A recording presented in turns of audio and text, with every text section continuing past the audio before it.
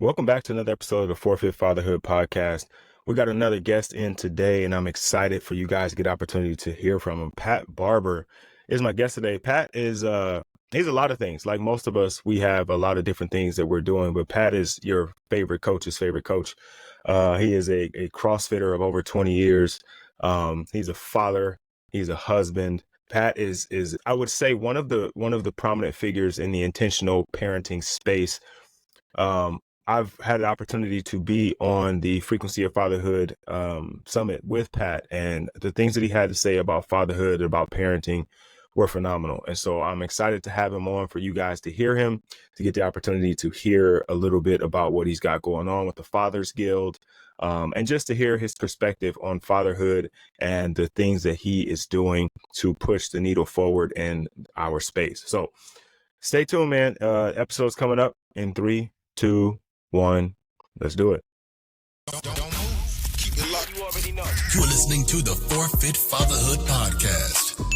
And we're having conversations with dope dads covering the 4 pillars of fatherhood. We call it the Fit Fatherhood Formula. Faith, family, finance, and fitness. That's right. These dads are setting the pace in business and fatherhood. This show isn't only about the outside success. We're getting down to who you are. Gentlemen, it's time to get fit. And now, let's get into the show.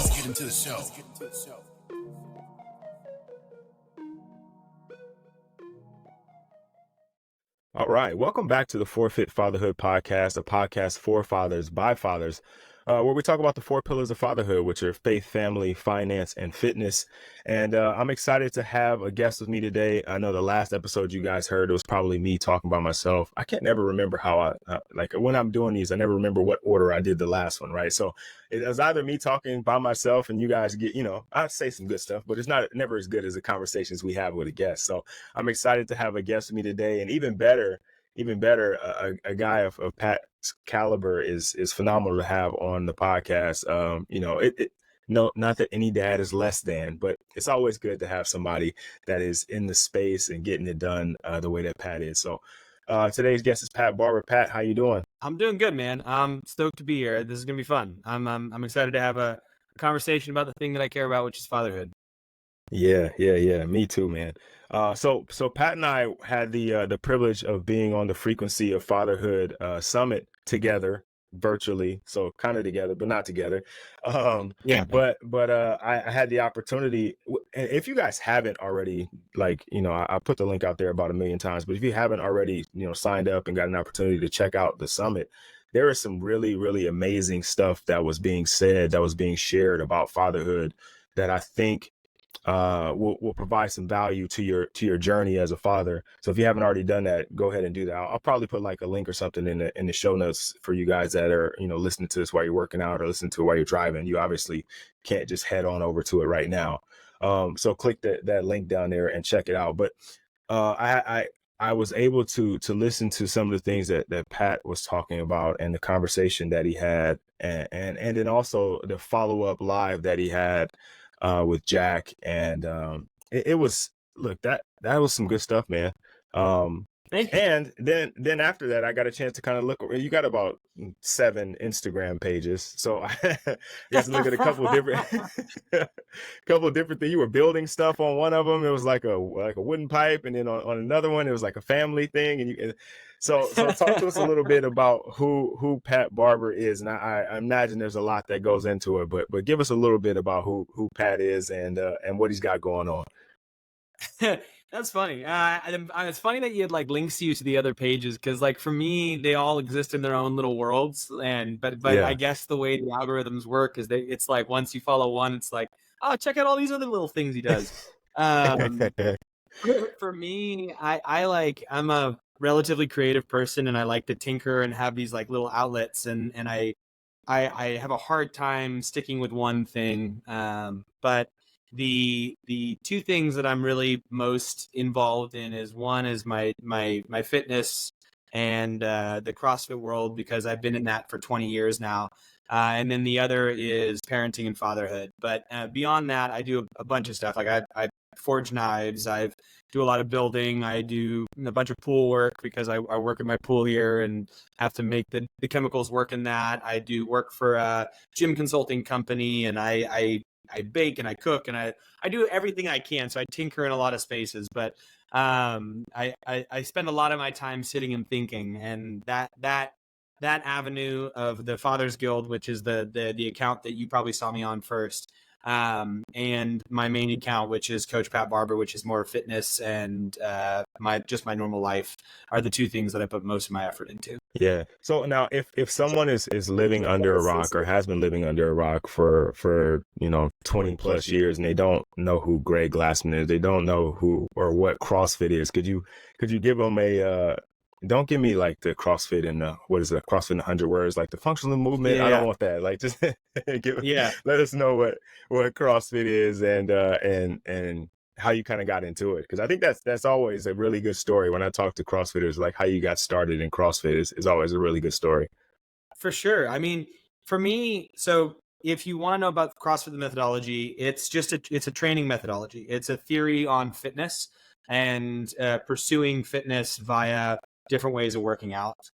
Specifically, what you guys tend to see in the world, if you have never been exposed to CrossFit, it's CrossFit Games, which will be on ESPN and stuff like that, and people throwing barbells and they're jacked out of their mind, and like it's just amazing.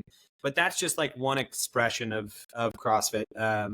You've got, that'd be like looking at the Tour de France and being like, that's cycling, and that's the only cycling that exists. And it's like, no, that's the Tour de France. There's a lot of cycling other than that. And CrossFit, just as if you wanted to sum it up, is a way of training that's focused on what you're capable of doing, not necessarily what you look like. And the way we train is in an effort to be good at approaching life. And so there's a lot of exposure to different kinds of lifting and your body weight and running and swimming and kind of everything in between, so that whenever something you're faced in life with, like that requires physicality, you can say yes to it. So there's a lot of science that goes into it, and there's a lot of, very specific ways you can go about doing it, but it's just like a fun way of training that allows you to be capable in life. And that's CrossFit. In terms of how I got into it, I actually have a different story than most. My old high school English teacher was the first director of media for all of CrossFit. And then my old high school or middle school pottery teacher is a woman named Nicole Carroll, who's the current director of culture at CrossFit. She was the director of training for years, but she was my middle school pottery teacher. So when I was like 18, back in like 2004, they brought it to my high school and they were like, hey, try this stuff out. And I was a competitive, kind of arrogant turd, as many young men are. And I viewed it as a competition every day, because the workouts are they're not boring. They're not like, you're not sitting and staring at a mirror and just trying to look a certain way. It was like me versus my buddy who was right next to me. And that nature of competition was really fun for me. So I just treated it as another game, and they brought it up to my school, and I've been doing it ever since, and kind of been in all spectrums of the sport, and then the company, and then the business, and then the culture, and like met my wife through it. And now I work in it, and I teach seminars, and I still do gym consulting and things along those lines, but no longer compete, retired from that. Okay. That is a little different story. I like that though. You were at the beginning, like you're at the forefront of CrossFit. You were like you were a crash test dummy almost. Pretty much. In the very beginning, it was like there was 2 gyms worldwide. So like 2004, I mean, there was 1 gym worldwide in like 2001, 2002. 2004, when I came on board, I think there was 2, maybe 3 gyms. And then from there, it's, there's 15,000 around the world, and it's one of the largest, it's not even a franchise. It's one of the largest micro gym companies in the world. Like, they have more locations than any. It's like, it's pretty cool. And I obviously am quite passionate about it, just because I've tried to find holes in it. Like, I've tried to find what's wrong with it. And when it comes down to the methodology, there's very little actually wrong with methodology. I mean, you can take any tool and make it like hurt you, for sure. Like, right. I could take my phone, hit myself in the head with it a bunch of times and be like, that's a poor use of the tool. So like, I could take CrossFit and make it not great, or I could apply it incorrectly. But when done well, there's very few things that are as quality as it. And there's a meaning behind all of the things that we do, which is cool. Yeah, yeah. You know what? I've dabbled in it throughout the course of my career as a strength and conditioning coach and working with different people. And then my wife was at a CrossFit gym for a while. My brother is still heavily involved in CrossFit, and his wife Tracy is heavily involved in CrossFit to this day. They live in Malaysia now, but they're still heavily involved in CrossFit. Um, and I've seen like some really amazing transformations. I've seen some really amazing friendships and like the community that's built around fitness. And it seems like, I guess, let me just stop at community. The community aspect of it is Yeah. top notch, right? Like, because a Yeah. lot of us go to the gym or go to like the commercial gym, and you see the old guys, and they all know each other, and they're, they've got their elbow wraps on. They're gonna quarter squat Yeah. a couple times, and then they're gonna leave. Those guys are cool, but once they leave the gym, they don't talk to each other until 5 a.m. the next morning. Like Yeah. CrossFitters, and to even say it like that, like it's a title, like I'm a, like, you know what I mean? Oh yeah. It's the community around it that I really, really always enjoyed. From the times that I went to people's boxes, I went to people's gyms to like, all right, we're having like a team workout or things like that. Just kind of go in and have fun with fitness, while Totally. getting your ass kicked is, Well, is, that's the fascinating part, right? Like the people who are showing up for it, like they're showing up routinely for something that sucks. Like there's nothing yeah, about it that while you're doing CrossFit, you're like, this is great. Like I love doing this. Like when you're doing CrossFit, it sucks. But the people who go are seeing so much physiological and psychological benefits in the rest of their lives that they're willing to show up day in and day out for something that sucks. And yeah, it sucks on a very physiological level. Like it really does not feel great while you're doing it. But all of the stuff around it outweighs that difficulty by so much. Like the results you're getting from it, and like you said, the community and like the type of people who show up again and again for something that sucks. They're a little like they're different in the brain. They're like yeah, they're seeking discomfort, right? Like, and that type right. of a person is a resilient person that you tend to want to be around. Now, are there kooks within CrossFit? Absolutely. Are there people who like get culty around it and get over the top and like everything else sucks? And if you're not doing CrossFit, you're losing. There absolutely. There's kooks in every world. But the general person who gets into it, the reason that they're like so tight with that community is they have this bond of like, hey, we're all here doing this thing that sucks over and over again together. And we're all like crazy enough to show up for it again and again. This is crazy. Isn't that like, I don't know. It's a pretty cool little psychological thing that gets baked into the system that you don't Yeah, think about until you're like going again and again, and then you're like, you get why people won't shut up about it, or because they just have these profound internal growth from it. Like they gain more resilience. They like they face challenge in their lives so much easier and so much more often because they're willing to do it on the daily. So there's a lot there, but yeah, clearly something that I've been a part of for a long time. And you can go too far, and you can also dismiss it for just being a crazy fitness program too. yeah, yeah. You know what? You said something there that, and this is maybe just me because I see like connections to fatherhood and everything. But fatherhood, in a lot of ways similar to CrossFit, is like there's some crazy times. Like it is, Yeah, there are things that are gonna happen that are insane. But you wake up every day and you're like, yes, I get to go be you're a like, well, father today, and like let's embrace all of the go. crazy things, like the stuff that sucks. The community we're talking about is like this community of fathers that we're starting, this network of fathers that we build, and we all kind of, we go and embrace this crazy ride together, Yeah, separately a lot of times, but together. And like you have to be a different kind of dude to be a successful father or a successful yeah, CrossFitter, right? Like you have, yeah, it's just something different about you and how you approach your day to day, just like how you would approach a workout. totally, And so that totally. maybe just me. No, I think that's 100% it. I mean, when you think about fatherhood and really like things that it takes to succeed and thrive as a father, like a big one of those things is embracing the difficulty of it and really letting go of control, right? Like when you're young and you're and you're only responsible for yourself, I think what identifies like youth or a child is like this desire to control and like constantly be in control. And to me, what signifies maturity in a lot of ways is that letting go of like control, because there's a realization that there's only so much that you can actually be in charge of. And you know, you can have authority and all that stuff, but the real letting go of like it's all about me and like that kind of control is huge. And when you talk about fatherhood, forces that upon you.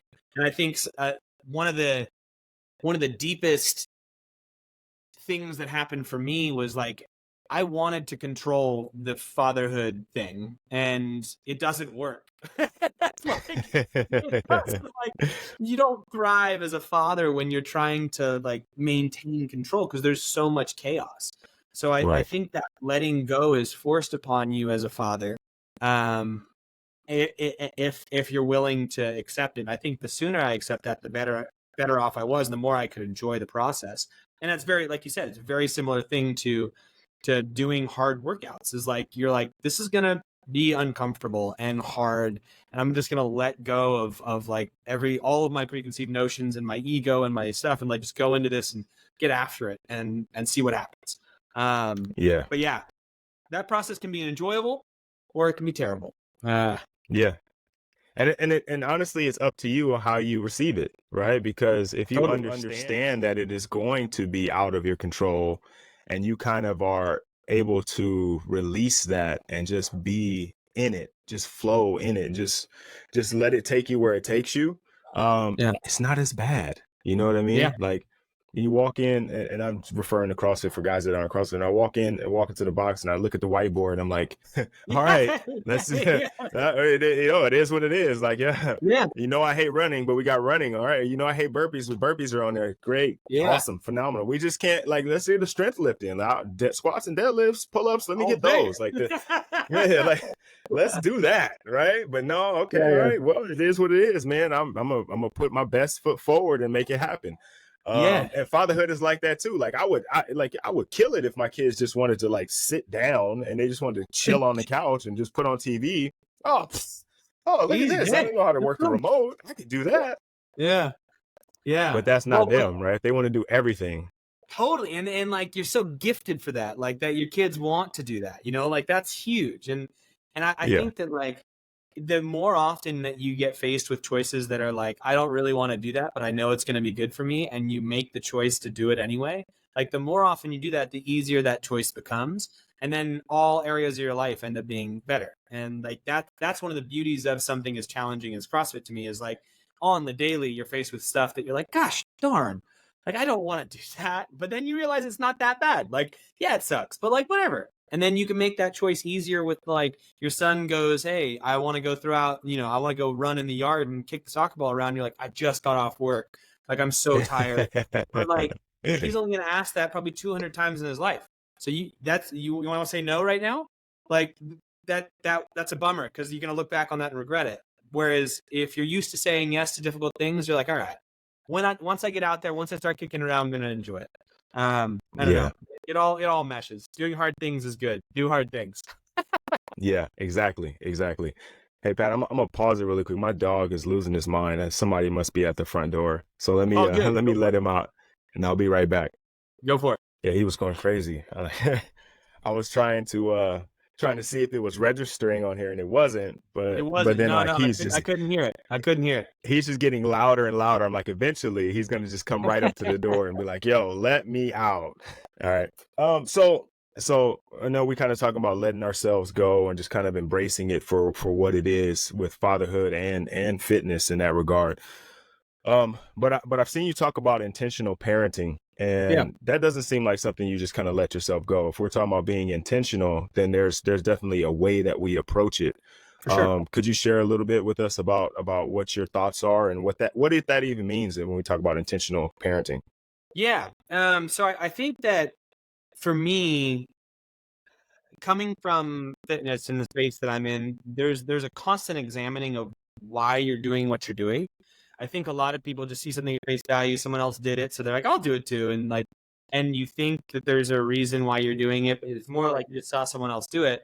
But in what we do, you have to constantly examine why you're doing it. and be like, why am I doing this? Like, what's this giving me? What's my end result? What am I even going for? It's not like, is that even worth pursuing? It's been beat into me through my upbringing, not physically beat in. Well, actually, in some ways, with the training I do, physically beat into me. But like, Yeah. because if there was an easier way to do it, or if there was a better or more efficient way to do it, I'd choose the other way. Like, I'd choose the way that makes the most sense. I'm not particularly dogmatic about what I'm doing when it comes to my choices. I do them because I examine the results of them and constantly re-examine to see if there's a better way to do it. So that process has been something that I've wanted to bring within my own parenting. Like, a lot of the actions that I take, I've realized were non-intentional. It was like I was doing them because it was my natural response to the situation. And if I took a step back and was like, hey, is that what I want to be responding with? Is that going to give me the outcome I'm even looking for? Then a lot of the times the answer was no. Like, that's not going to give me the outcome that I wanted. Do I even know what outcome I want? So that, to me, of like this constant examining of where we're at and what we're doing, like whether it be with finances or whether it be with our communication with our relationship or whether it be with, my relationship with my kids, like have I examined the choices that I'm making, and am I making them for a reason, or am I making them for no reason? And if there's no reason, can I come up with a reason? And if I come up with a reason, does that reason actually get the outcome that I want? So that means it's like, it almost brings, like, to me, a science to it of like experimentation versus like, this is what I do. And like, like there's silly things in life, like, no hats at the dinner table. And it's like, why? It's like, well, it's rude. It's like, why is it rude? What does that mean? Like, how is that rude? Hey. What's the negative outcome there? Maybe you could take it back, and in your head you go, well, a hat makes it so I can't see your eyes and I want to be able to connect with you. And you're like, great, that's a good reason.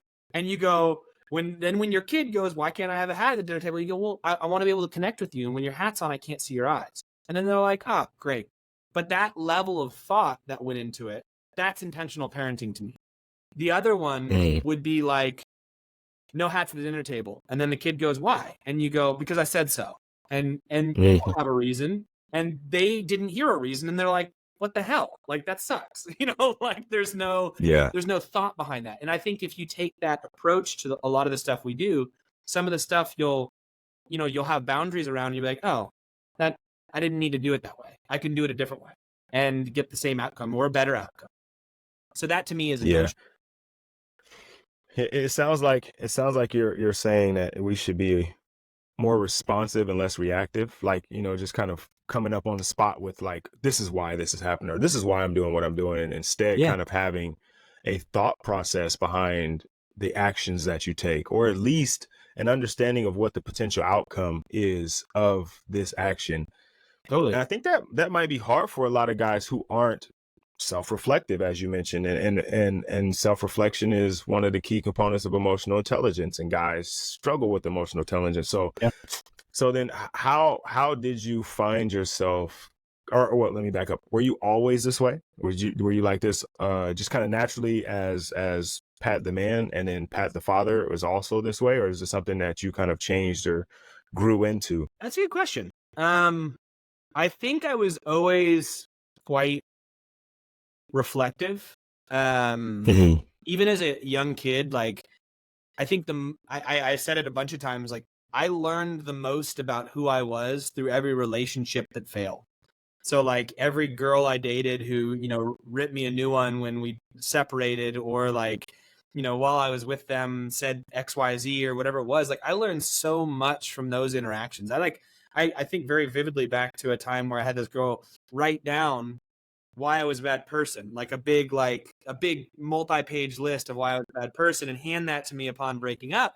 And that was painful, but I was able to look at it and see so much truth in what they were saying and be like, some of that's BS and I see you're hurt, but like, there's so much truth here. And if I want to be more effective at being a human, I should probably look at some of this and change some of this, or be different, or be perceived differently by the world.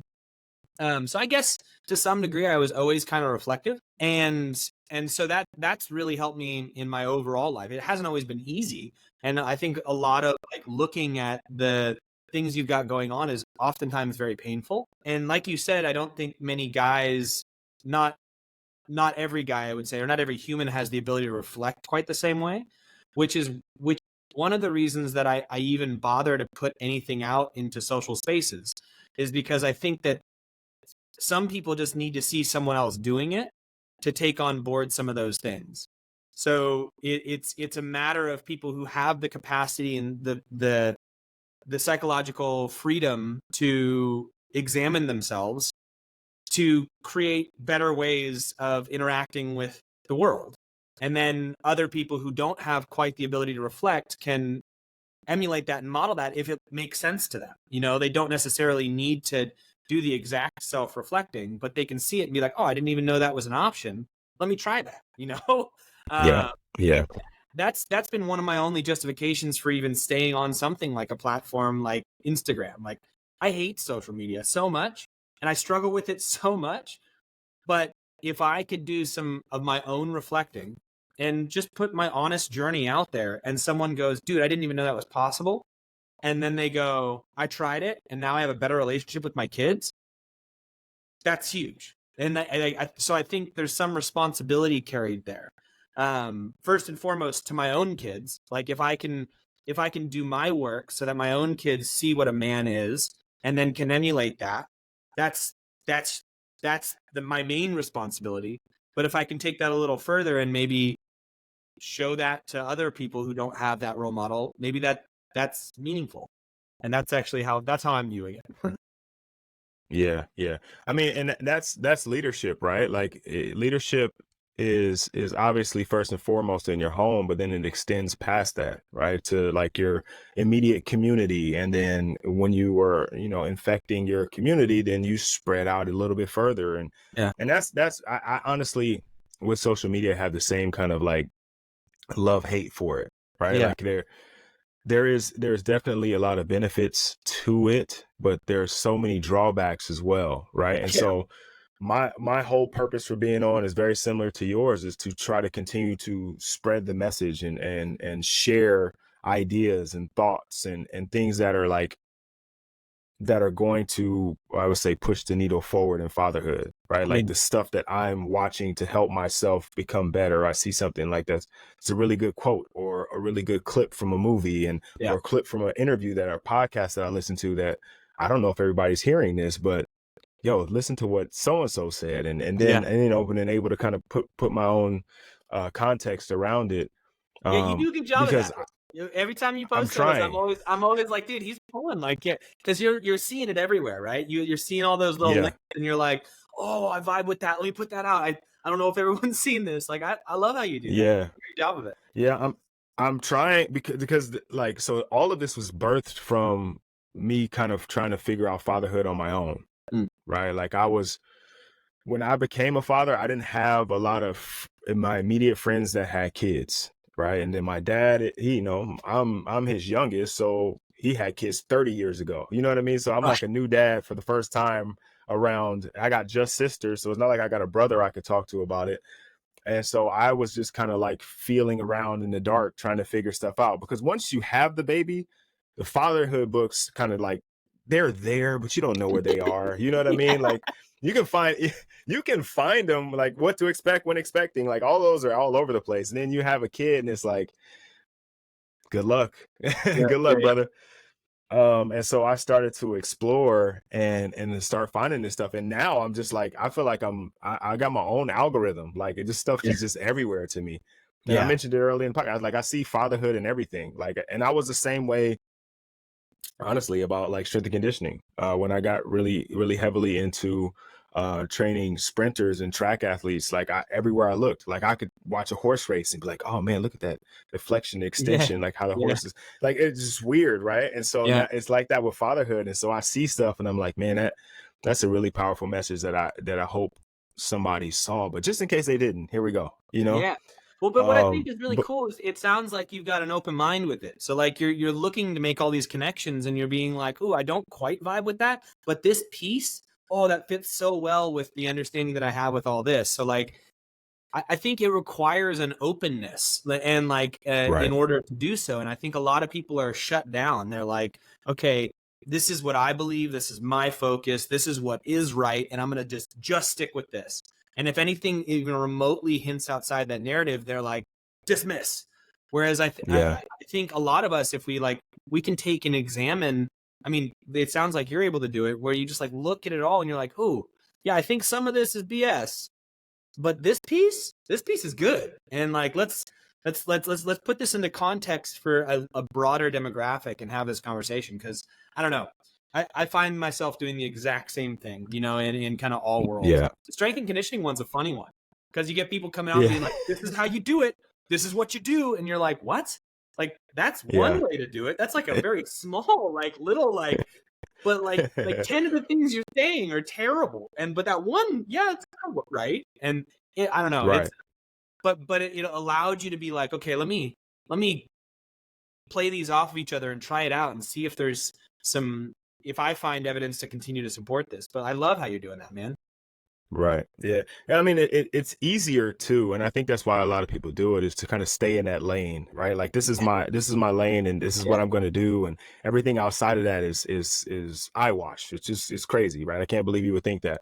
And then like in the strength and conditioning space, if we're talking about like squats, right? There is a technique to squatting, but longer levers, and like a taller person's going to squat a little bit different. Or we're talking about high bar versus low bar. We're talking about Olympic squat. Like there's all these different parts, and like depending on who you are, right? Like this one way to do it may be phenomenal for you. Yeah. But that doesn't discount the other parts of it, right? Totally. There's these other ways that people are doing it that they're either going to strengthen your stance on it, like they're completely crazy, I'm going to stick to what I'm doing, or you might go, well, let me try that. Let me give it a shot and see, like, because I was feeling a little weird about doing it this way, but let me, and I feel the same way about fatherhood. Like I have some very narrow ideas on what I think I want to do with my children as their father. Mhm. But then I'll see other guys doing stuff and I'm like, that's not as crazy as I thought it was. Yeah. Yeah. I mean, Like, the quote that rings true for me on that is like, it was from a fantasy novel, but it was like, you have to believe really strongly in what you believe, like, because that guides your kind of movement through the world. So like have really firm beliefs, but not so firm that you can't see beyond it to a greater truth. So like, you want to have these like rigid guidelines that like, I'm not fliffy floofy in the air, everything's good by any means. right. Like, I'm very judgmental. I'm very like set in what I like believe in my values, but I'm not so set that I couldn't see past it to something greater, something that's better. That's gonna like, and I think that's a hard way to be, because like you have to be simultaneously almost argumentative about your belief structure, but also in a way that you can say it so that it doesn't put the hackles up of somebody who might have some truth behind it, like their own belief structure. It's fun. Like I don't know. I like moving through the world like this because I feel awesome about what I'm doing. I'm never like, this is the only way to do it. There's always could be something that would offer me the ability to be more awesome, and that would be great. Right. Yeah, that's it, right? Is that quest to be even 1% better on a daily basis. Like, because doing what I'm already doing has gotten me here, and it may potentially keep me here, but there's like something that I might like, there might be something over there that like I could just get a little piece of it and be that much better. And I think in fatherhood, and really honestly in life, it's something that we have to continue to do, to continue to strive to push forward, because I don't think a lot of us realize it, is that if we're not continuing to move forward, whether we want to or not, our kids are, right? Like they are not 2 and 3 and 5 anymore. They're 7 and 10, and you know what I mean? They're getting older, and the world is moving so fast that if you aren't getting better and you aren't finding ways to improve, to be a father to an older child, or to be a father to an older child, and not only an older child, but a older child in a different version of the world than you became a father in, then you get left behind. And they continue to move forward, and then that relationship that you had starts to kind of fade away a little faster than you want it to, because you're stuck in this lane of fatherhood that you have embraced as your own. And not that that's wrong. Like, again, I have a idea of who I'm going to be as a father. And I'm rigid on that. But there are some times where I'm like, I have to go back and be reflective and think, okay, what is the end result of that going to be? Like, okay, I'm going to be a hard ass on this, and then they're going to go do it when they're not around me, and probably not in a safe way, right? Because they're going to try to do it like sneakily, and they're going to, you know what I mean? Like, it's going to make it worse. So no, I'm not condoning it, but let's see how we can try to figure out to make it a safer situation for all of us. Yeah. And also, not different than my parents were, I don't mind having a conversation about why I feel the way I feel. Like, Yeah. you don't like what I said? Cool. We can sit down and talk about it, and I'll tell you my thoughts on it. I'll give you my whole idea. It's not just because I said it is because I said so, but here is why I said so. Totally. Yeah. So like you're gonna listen And either way, but let me tell you why. yeah. Yeah. And not only that, I'll listen to what you have to say. Totally. Go ahead. Give me there's no guarantee that I'm going to change anything, Totally. but I'd like to hear your perspective. Like, Totally. why do you think that that's okay for you to do? And Listen, that's the beauty of like actually thinking through what you're doing though. Like, that's why I think intentional parenting is so important, because like you can have that conversation and you can have it in a way that they go, fine, whatever, you know? Like, and it's like, because if you've thought it out and it's not intimidating to you, you don't have to get to the place of like, just because. And if you really want to get there, like if you work it far enough back and you just say, I just want you to do it, that's okay too. But like, at least have some thought in that, you know? Yeah. I don't know. It becomes not really a battle if you have reasons while you're doing stuff. Exactly. And then too, I feel like what it's done for me or for my family, is giving everybody a little bit of a voice, where they feel appreciated and heard. And I think that that's allowed our relationships to stay stronger. Yeah. Right. Because it's not like as the leader, I'm not their boss. No. I'm in the game with them, but I'm ahead of them. Like, I'm in the front. I'm in the front of the pack, and they're coming up behind me. It's not like I'm in the back pushing them out. You know, like, you guys go out there and take the bullets, and I'll be right behind you. No, I'm out in the front. I'm taking the bullets first, and I'm telling you, move left, move right. Yeah. And you can argue about moving left and right. Like, you don't want to move left? Okay, go right. But they're shooting over there. So if you go over there, this is what's going to happen. There's some pretty natural I was just there. Yeah. I was over there. I know. Look, I got shot. But if you listen, you think you know it, go ahead. Yeah. But I maybe not that loose, right? No. Yeah. But I think that like, even what we're saying though, I think it comes from, like, to be honest, I think it comes from a place of, we are speaking, I think, from a place of psychological privilege. Like we have been able to step back and look at ourselves in a way that I think many haven't. Getting to where we are, and even having the money to be like, I don't need to worry about where my kids are whether they're gonna eat, you know, like, that's huge. Yeah. So like, if that need isn't met, like, that stress is so high that like, it's gonna be very, very hard to do a lot of self-examination if you're worried about whether or not you're gonna be able to feed your kids or where they're gonna sleep. So like, I examine my own self, and I'm just like, I'm so lucky to even have the headspace to like think about how I'm doing stuff. Like if you look at Maslow's hierarchy of needs, like when those, like, I look at my pyramid and I'm like, I'm set, which is why I have the freedom to be like, how can I do this more efficiently? Where I think a lot of us are so deep and buried in like survival that thinking about the nuance of thriving is difficult. So I just want to lay that out there, that I do understand that it's not even across the board.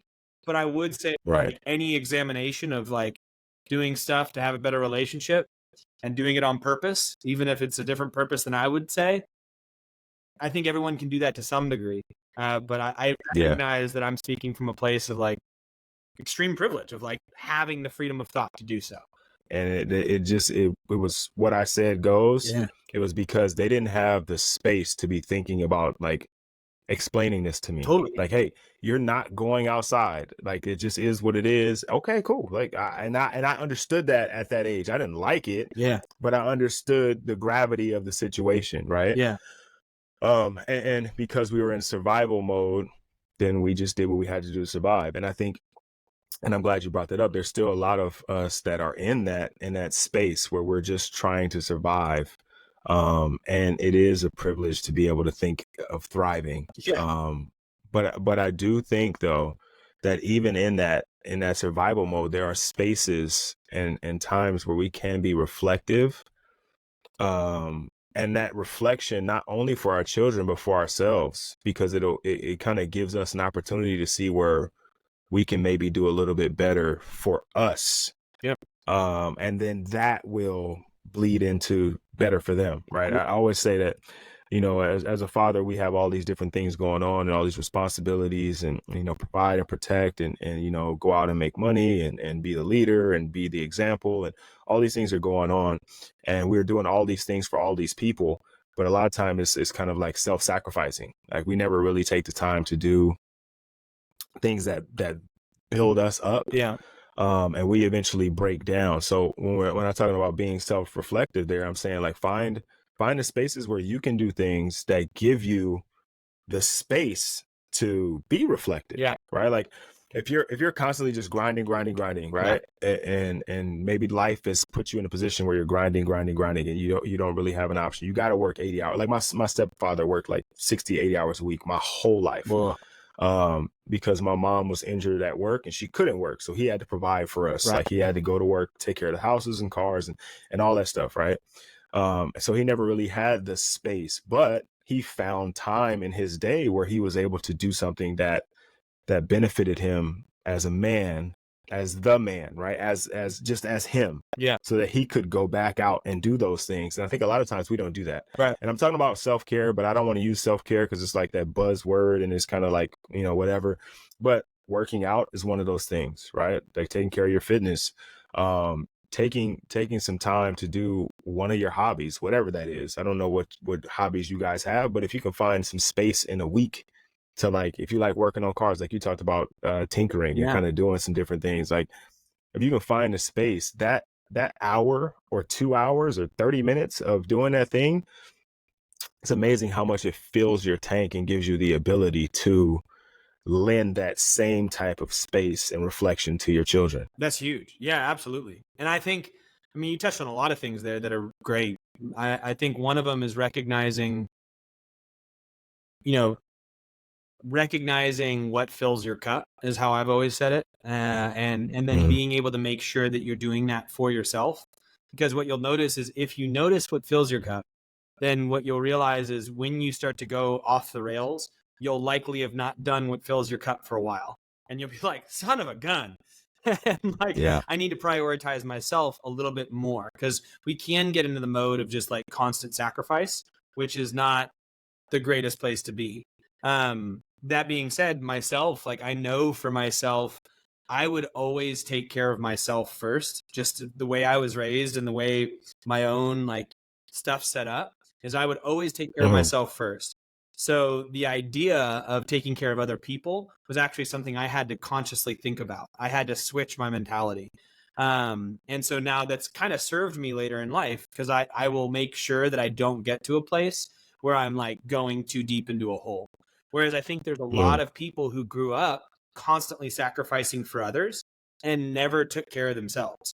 And so I think when you talk about self-care, like that type of a person needs to recognize that they've spent an entire life just giving, and they need to take some in order to be able to give in a more meaningful way to the people that are important to them.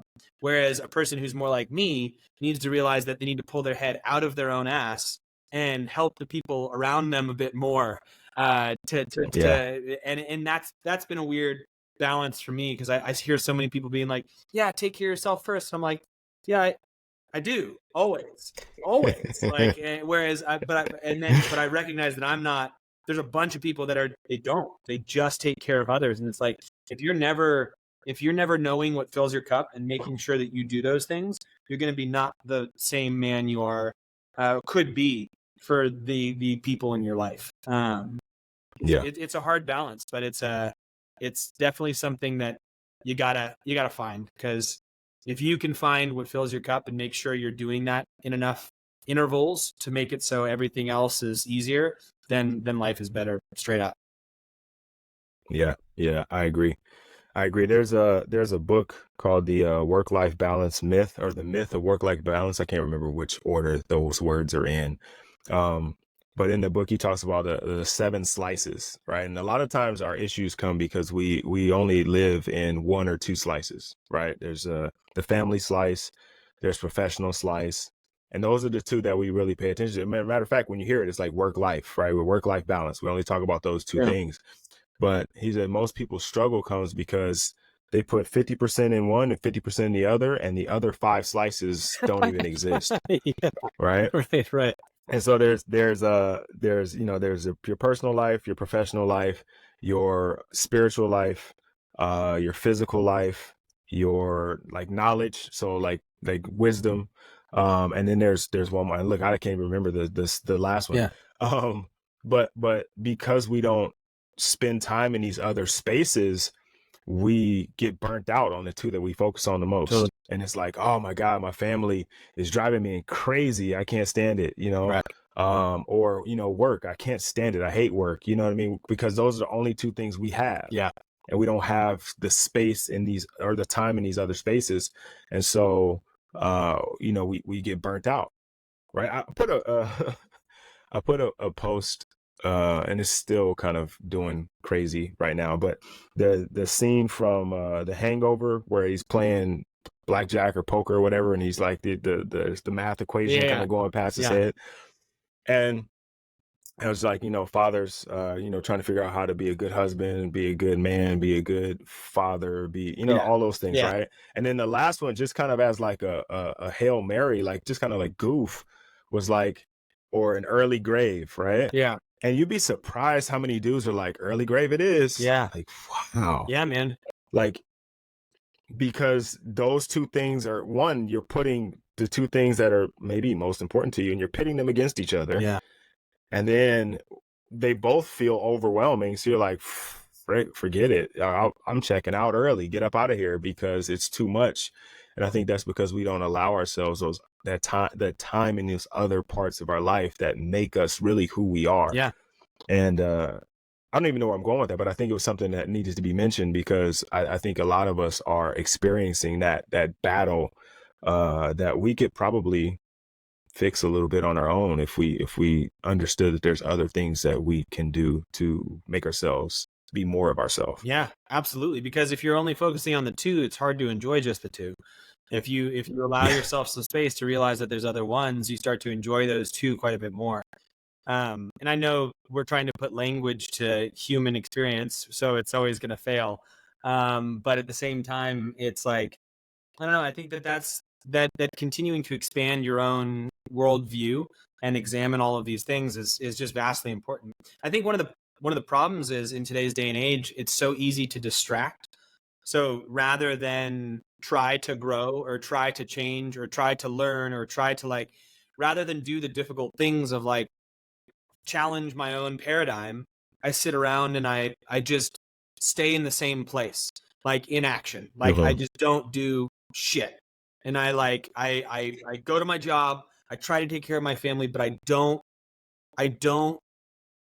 grow. I don't do anything different. And because I think the world we're in is so easy to just stay distracted. Like one of the things is if you sit and you're scrolling on social media, you're not doing anything. It is the epitome of inaction.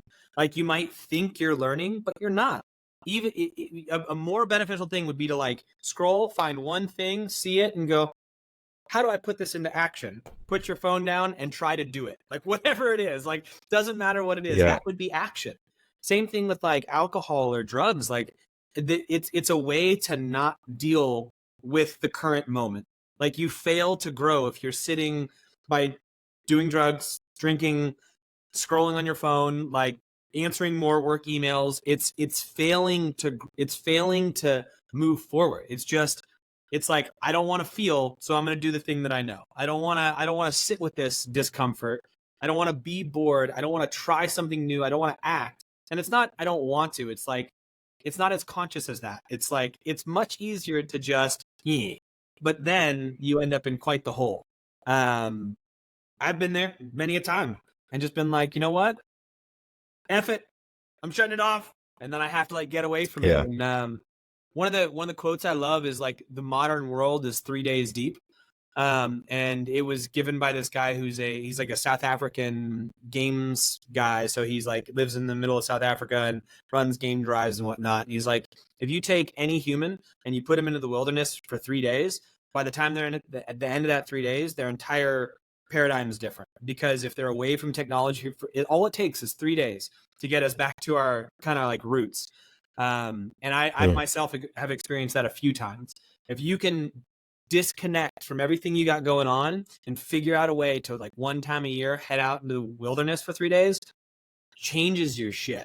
Like it literally changes your actual poop. But beyond that, it also changes like your brain in so many ways and gives you such great perspective on how stimulating everything really is.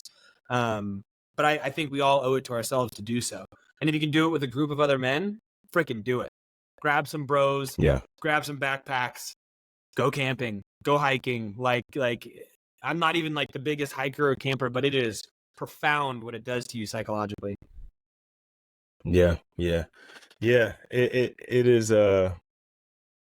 it's like an adult rites of passage. You know what I Yeah. mean? Like it's an opportunity for you to connect with, and like you said, if you could do it with a group of other guys, a group of other men, even a group of fathers, you get that opportunity to not only separate yourself from the world and connect with who you are, but you in that group of men, there are other versions of you that you get to connect to, Yeah. right? Like I mentioned earlier, like there's an older guy who's got older children.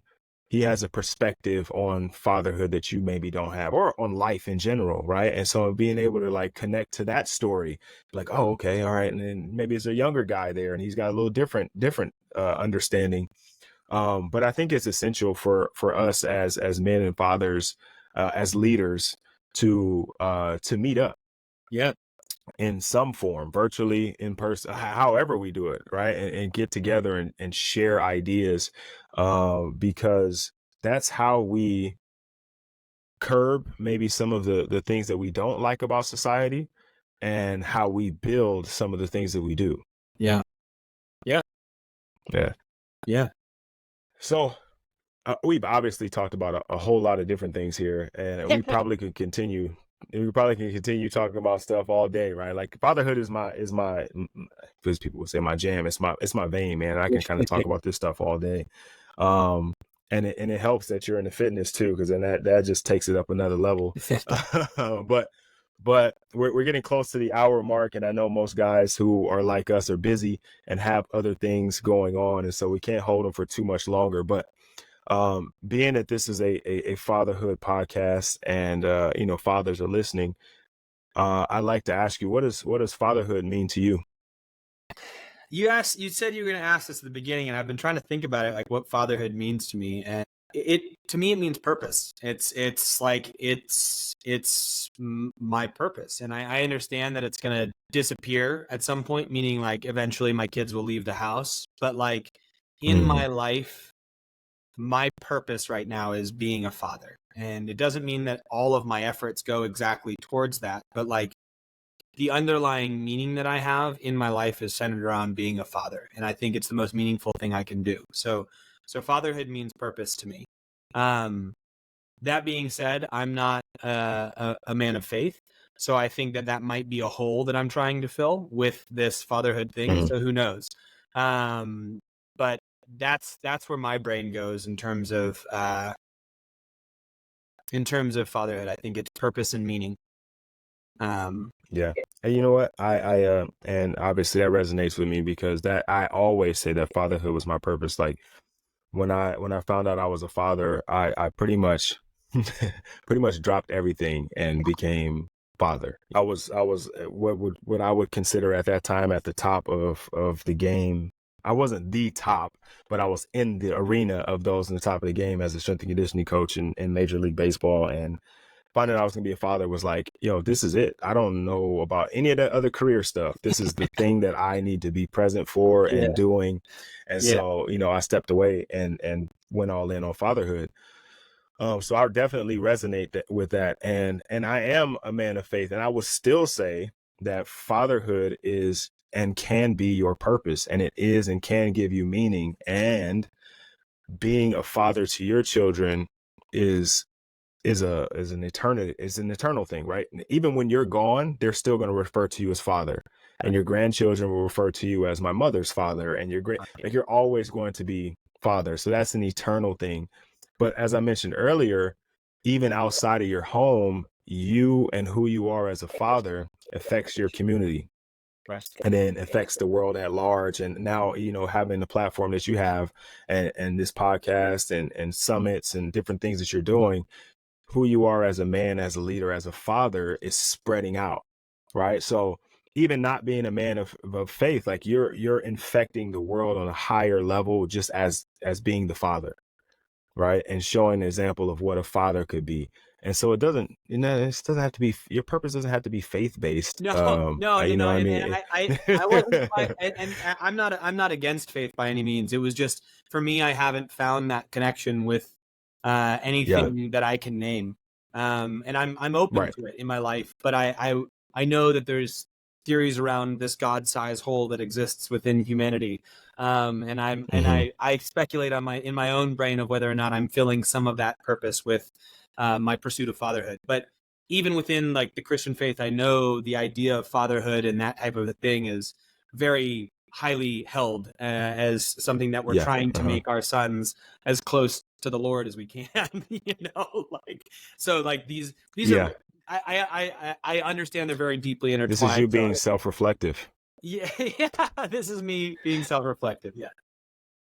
Yeah, but I will say though, that's a very good, like, reflection though, in terms of using the Christian faith, or really honestly, I think almost every faith. But like, there's this father and son kind of dynamic in Christianity that we as men are to replicate, and that's supposed to be like our greatest example of fatherhood, and all that. And I think it kind of naturally happens when you are a good father, that connection to, the Christian faith or the Bible and the way it's written kind of happens. But honestly, like, I am Christian, but I can see any religion and uh anybody faith wise, you believe what you believe, but the connection between you and your children is of a higher power. I I agree And with you. whatever that is, right? Whatever you assign Yeah. that to be, Yeah. it is for sure. It is otherworldly. It is heavenly, I would Yeah. say, if even if you don't use the word heaven. Yeah. It is, you know what I mean? It's Yeah. it's a bigger thing. And so, I agree with you. I think you're doing, as far as I can tell, you're doing a great job with it. Yeah, no, behind the scenes, I just mainly beat them and put them in their place, lock them in the closet. No, not at all. Yeah, Yeah. I'm about as transparent as you can get in terms of what I put forward and who I actually. Yeah, after the podcast is over, you shut off the purple lights back there, and it's all red, and it's like a dungeon just behind you. just full on Sith Lord stuff getting after it. Yeah, that's what we're doing. Eh, I got a couple more questions I want to ask you. And the first one kind of births the second one. This has been amazing. What you're doing is amazing, and like I mentioned earlier, you have like 7 Instagram pages. Um, but you're going to start a new one. I know you have the Fathers Guild, and that is phenomenal. But okay, let's stay with that. Let's stay with Fathers Guild. You are going to shut Fathers Guild down. You have one last post that you're going to put out, All right. and somehow the algorithm is in your favor, and it's going to make sure that every father sees that post. What do you want that message to be? You have to unconditionally love your kids and tell them as often as you can. Like, straight up. Unconditionally love them and tell them as often as you can. And that's it. Like, that needs to be known, that no matter what they do or who they are or what goes on, you love them unconditionally. And that's it. Absolutely. And figure out 100 different ways to express that. And it doesn't need to be sappy and over the top, but it can be. And it just needs to be something that's like, they need to know that they're loved by you with words as well as actions. Yeah. That's what it would be. Okay. I love that. I love that. All right, let's try it again. And you might already have one of these because you have so many Instagram pages. I'm gonna keep messing with you with that, but you might already, like, my wife has she has for my daughters, and she's cryptic. She's spooky. She has emails for my daughters that they don't even know about, but she emails them, like, just, and instead of like leaving notes in Yeah. her demise if something happens to her, she has like all these emails that she sent them Yeah. about like her love for them and all these different things, right? And just different things that are going on. It's almost like a journal from her to them. And I tell her it's like the creepiest thing in the world. But I understand the purpose, right?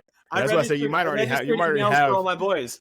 They have all yeah, their own emails. They don't know it exists yet, but they've got their name at Gmail. So like they all have their own yeah. emails so far.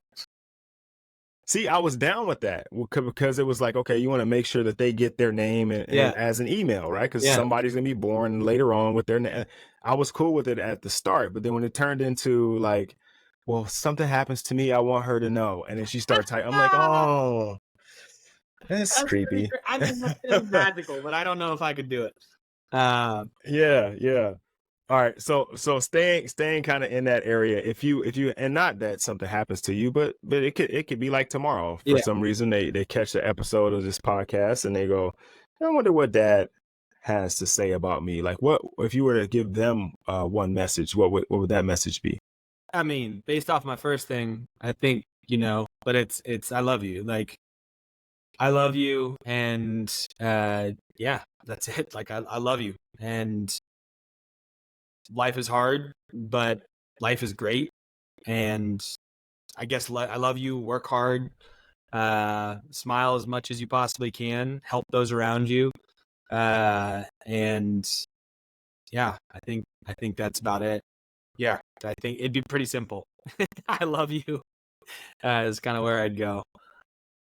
Yeah, you know what's funny is I ask these questions every episode and you get some varying answers, but I think every time we get to that particular part of the question, it's always like, I love you. Yeah, Daddy, Daddy loves you.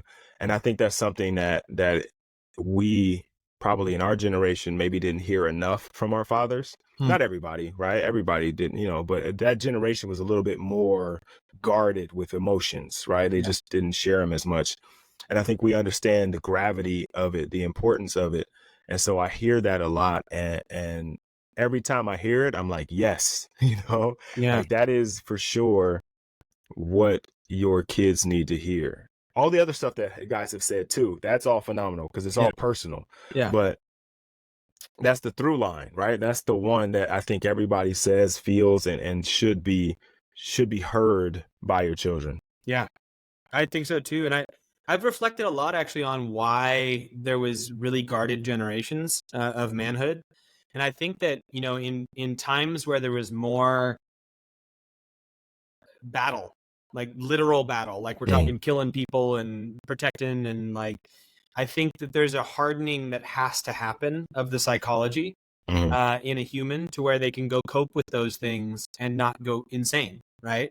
If you connected as emotionally as you could with the killing of many people via sword and bow and arrow and gun, then you couldn't go out and do those things in the same way. So there's a necessary Right. hardening of humanity and manhood.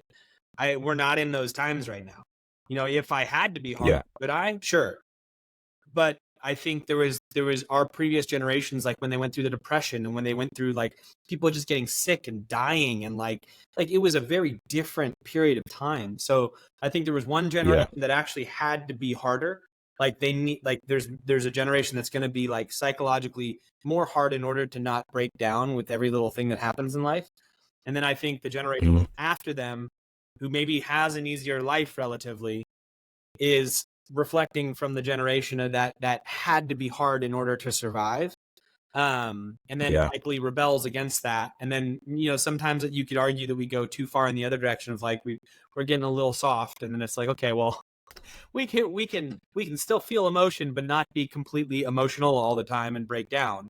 uh, Right. and, There's a difference. and there's a difference, and I think that that's the thing we're having to navigate now in the world is like, I can have emotions other than anger and happiness and still be a freaking hard man. Like that's 100% Yeah. okay.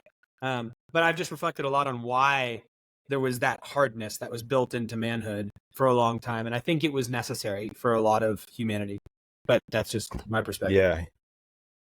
Yeah, I read a blog a few years ago. I actually did. I think I did an episode about it, kind of talking about the warrior.